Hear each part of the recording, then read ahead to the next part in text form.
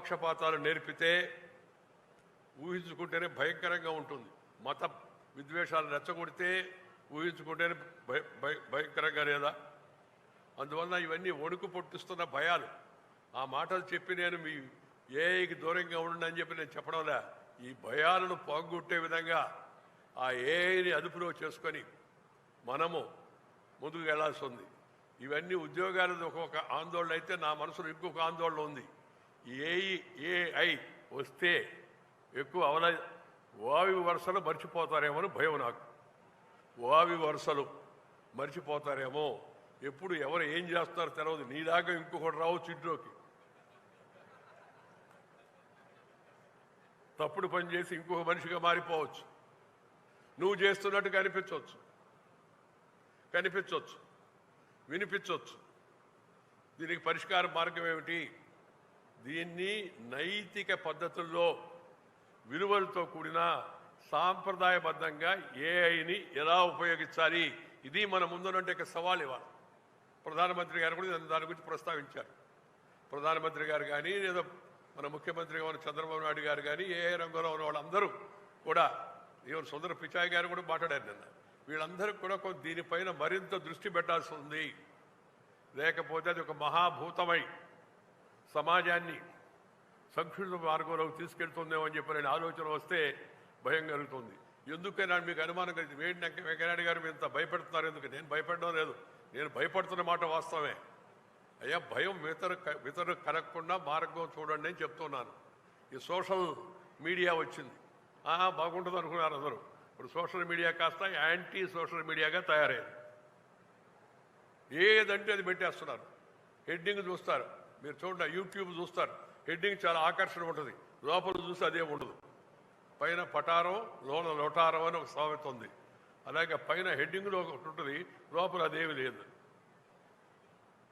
అవి వినడానికి కూడా అసహ్యంగా రోత కలిగించే విధంగా, తాత్కాలిక ఆకర్షణతో నేను దగ్గరకు లాక్కునే విధంగా ఉన్నాయి సోషల్ మీడియా పోస్టులు కొన్ని.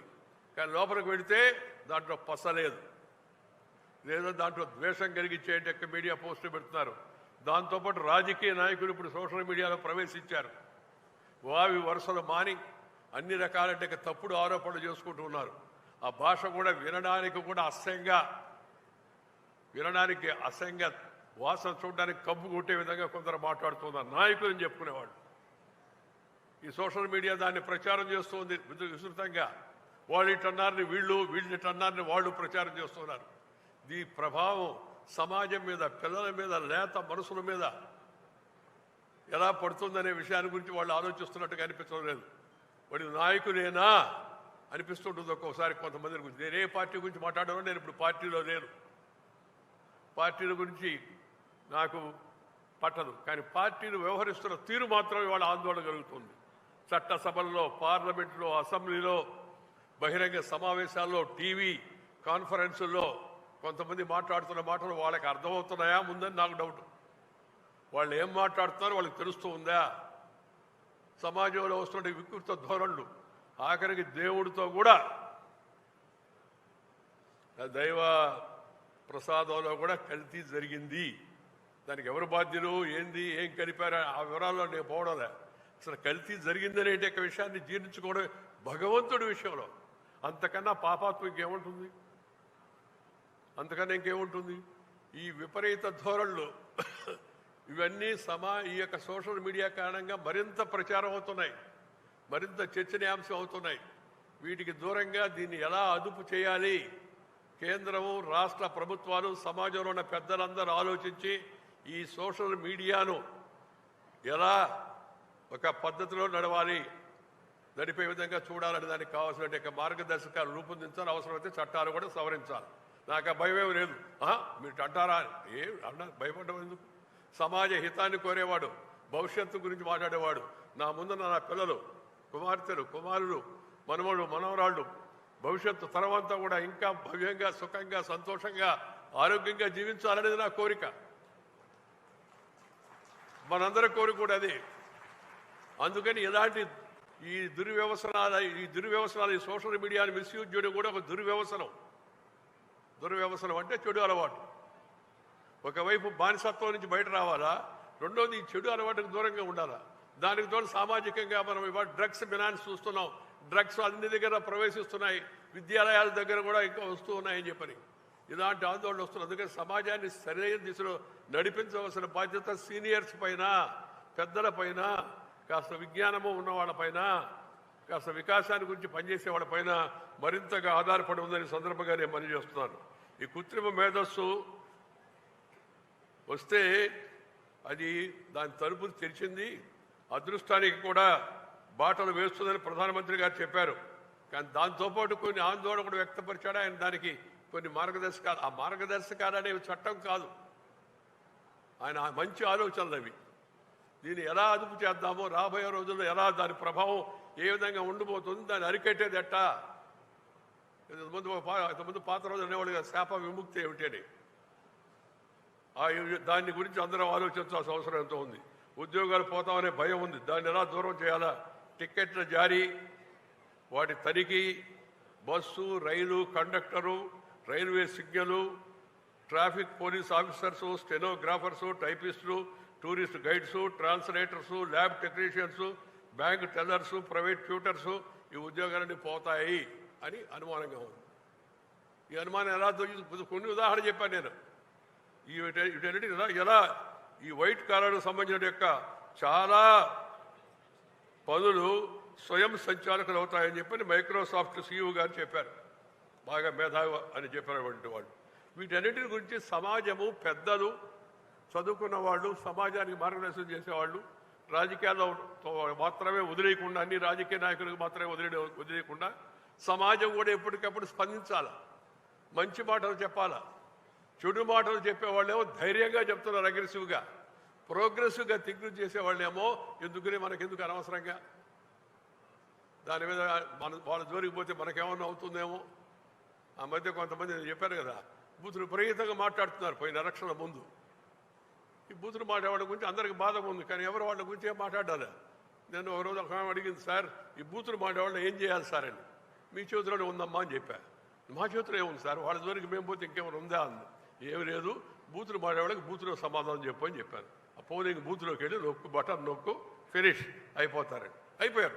మీరు చూడండి, మొన్న ఎన్నికలతో బూతు మాట్లాడేవాడు ఒక్కడి గెలవాల. భవిష్యత్తులో కూడా గెలవకూడదని నా కోరిక. పార్టీలు కాదు, వాటికి ఏదో ఫలానా పార్టీ వాళ్ళే బూతులు మాట్లాడతారు అనేది కాదు. బూత్ అసలు సమాజంలో, ప్రజా జీవనంలో నాయకులని చెప్పేవాడు, ఎమ్మెల్యే అని చెప్పేవాడు, ఎమ్మెల్సీ అని చెప్పేవాడు, ఎంపీ అని చెప్పేవాడు, లేదా ఒక దానికి అధ్యక్షుడు అని చెప్పేవాడు ఇలా మాట్లాడకూడదు అనే నియమం రాసుకోవడమే కాదు కదా. వ్యవస్థలో అలాంటి వ్యక్తులను ప్రోత్సహించకూడదు, అలాంటి వాళ్ళని దరిచేరకూడదు, అలాంటి వాళ్ళు ఎలాంటి ఉత్సవాలకు పిలవకూడదు, ఎలాంటి కార్యక్రమాలకు పిలవకూడదు. అలాంటి వాళ్ళు ఎప్పుడైతే వాళ్ళ సమాజం బహిష్కరిస్తుందో అప్పుడు వాళ్ళు నోరు అదుపులో ఉంటారు అనే విషయాన్ని మనం గుర్తుపెట్టుకోవాలా, పార్టీలతో నిమిత్తం లేకుండా. నేను ఈ విషయం ఎంతో ఆవేదనతో చెప్తూ ఉన్నాను.